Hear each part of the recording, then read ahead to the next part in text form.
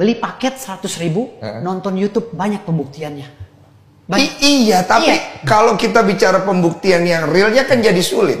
Kalau berbicara real, kan sudah banyak kayak debus. Nah itu yang dibongkar sama si Marcel pesulap merah. Lah, iya. Dia pergi-pergi sana, lihat nih, ini nggak benar nih, ini nggak benar. Itulah yang saya bilang, si Marcel ini adalah bagian daripada cerita penyihir-penyihir yang ada di zaman Fir'aun. Oh, jadi penyihir? Iya, penyihir dong, karena dia pesulap. Ini cerita. Fir'aun kan memelihara pesulap. Saya menganalogikan begitu. Dia inilah para penyihir-penyihir di bagian zaman Nabi dan Nabi Musa dan Fir'aun yang melakukan pembohongan sehingga mengurangi iman kan gitu. Tunggu, pembohongannya di mana? Kan dia membongkar. Membukanya pakai trik dan intrik. Gitu, trik dan intrik dari ilmu reki dia, ilmu belajar dia supranatural. Ini kan Bapak nih, Bapak praktek nih. Bapak pakai ilmu kebakar, ya kan? Nih keris, dia buktikan, tuh bohong.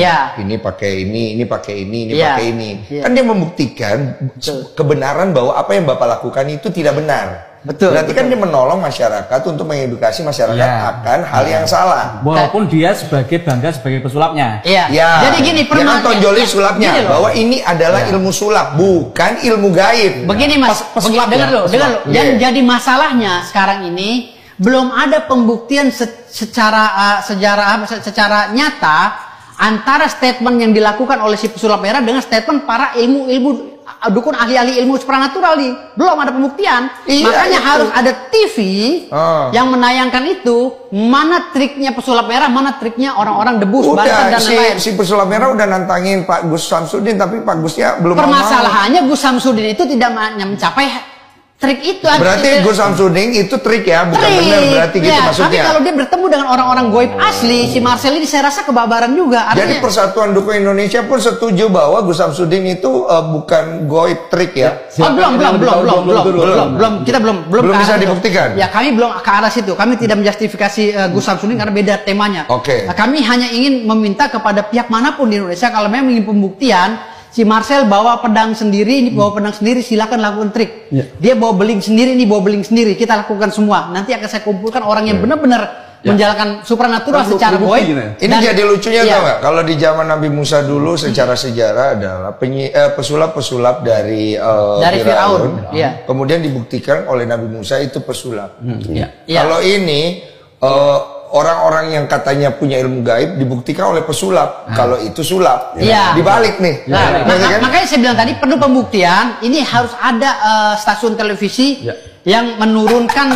Gimana caranya membuktikan gaib, Pak? Itu kan saya udah bilang. Gini loh maksudnya, izin. Gaib itu kan adalah sesuatu yang terjadi atas kehendak Allah. Dan tidak bisa terjadi atas menurut manusia itu sendiri. Di zaman nabi-nabi, wali-wali, semua sudah kita dikasih tahu bahwa itu adalah doa yang kemudian diberikan, dikabulkan berdasarkan siapa yang berdoa. Ya kan? Begitu. Kalau kita berbicara kalau bicara masalah keagamaan tertentu ya, bahwa goib itu kita tidak boleh memamerkan, nanti timbulnya ria dan lain-lain. Pasti ada omongan seperti itu. Ketika ada hal yang terdesak tentang keyakinan dan keimanan kita terhadap Allah Subhanahu wa taala, kita bisa sesekali menunjukkan bahwa goib itu ada dan goib itu kuat. Tahan dulu. Di sini saya nggak yakin kalau orang-orang yang nonton meragukan Allah dengan kegoibannya. Oh, pasti meragukan, akan ke sana nanti arahnya. Kenapa? Karena stigma yang beredar itu seperti itu. Bukan, yang mereka ragukan adalah personalnya orang yang mengaku memiliki keilmuan secara goib. Saya yakin tidak ada di sini satupun orang beriman yang meragukan Allah dengan kegoibannya. Tapi manusianya yang mengaku-ngaku bahwa mereka memiliki kemampuan itu. Makanya gini, tolak ukur goib itu seperti apa? Karena pemikir manusia ini kan banyak. Ada yang goib itu kalau dia kebal, goib itu kalau dia bisa ngeliat setan. Jadi maunya seperti apa? Jadi memahami dukun itu kan masih kontradiksi. Dukunnya harus diselesaikan. Bahkan ilmu yang mengatakan ilmu putih pun tabib. Kalau mama saya tabib ya, tabib pun bisa menjadi sesuatu yang negatif karena man behind the gun. Iya, tergantung orangnya yang pegang pistol. Nah, tapi selain tergantung orang, dasarnya rujukannya ada apa tidak? Betul. Dalilnya kemana? Itu yang akhirnya membuat stigma dukun agama ya. apa sih istilahnya? Tabib. Berkedok agama. Itu dukun berkedok agama jadinya kan? Lah, maka ini harus diselesaikan. Saya jelaskan lagi dukun berkedok agama. Okay.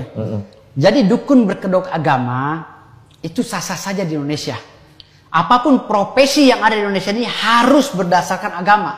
Karena di dalam sila pertama di Pancasila yang menjadi ideologi bangsa Indonesia adalah ketuhanan yang Maha Esa. Jadi maka setiap profesi harus berkedok agama dan harus berlandaskan agama. Terlepas dari bahasa-bahasa yang dikembangkan oleh si pesulap merah ini menjadi ya pemikiran orang yang jadi negatif atau kontroversi ya. Jadi kalau bilang, wah ini dukun berkedok agama, ya harus beragama. Dukun itu harus beragama. Betul. Lah, orang pesulap harus beragama. Mau agamamu Hindu kek, agama kamu Kristen kek. Betul. Kamu jalankan profesi. Aku setuju banget. Ya. Semua orang harus beragama. Ya. Mau dukun, mau profesi basket, apapun ya. itu. Namun ketika dukun itu jampe bahasanya bahasa ini karena Allah lalu dia menipu, itu beda lagi. Itu oknum. Stigma yang akhirnya terjadi karena adanya oknum. Betul. Membuat profesi perdukunan itu rusak. Sebenarnya ini bahasa simpel. Sebenarnya ini bahasa simpel, Mas Denny Sumargo. Denny Sumargo udah benar, jangan belok lagi. Saya somasi loh di sini loh. Jadi gini, sebenarnya bahasa itu simpel sebenarnya. Dari awal saja, kalau seandainya pesulap merah bilang ini oknum, kita mengamini apapun bahasa dia. Nah sekarang kita ingin menampilkan sesuatu yang gaib di depan kamera, yang mana itu terjadinya atas kehendak Allah, yang tidak ada manusia pun yang tahu. Betul. Atas dasar ridhonya, dengan ditampilkan diadu dengan ilmu trik sulap yang bisa kapanpun kita tampilkan, karena itu adalah keahlian yang bisa dilogikakan.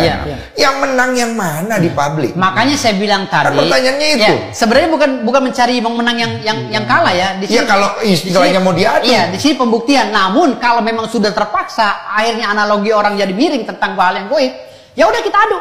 Kita undang televisi, mana yang berani menampilkan antara si pesulap dengan si dukun yang mengandalkan supranatural. Dengan tujuan? Ya, dengan tujuan mengedukasi dan menjadi pemahaman yang universal akhirnya tentang agama di Indonesia. Jadi kalau ini tidak dibuktikan, ini bahaya nih. Besok orang udah nggak percaya lagi sama agama. Setuju. Gitu loh. Setuju. Jadi diadu. Kalau saya kalau saya pribadi suasana pasar gitu saya kurang. Ya, kalau beliau kurang. Kalau saya mengusulkan kepada televisi. Itu nanti yang beradu lagi ntar. Aduh, kebal-kebal sama itu. Ya kalau memang disuruh saya adu, nggak apa-apa. Bahaya. Saya ngadu nggak apa-apa kalau memang disuruh. Yang penting televisi. Ini ajimat ya? Iya, enggak. Yang penting televisi mau menampilkan itu gitu loh. Kalau memang televisi mau menampilkan itu, oke, mana yang pesulap? Mana yang di golongan Nabi Musa, mana yang di golongan Fir'aun? Tapi siapa yang jadi perwakilannya?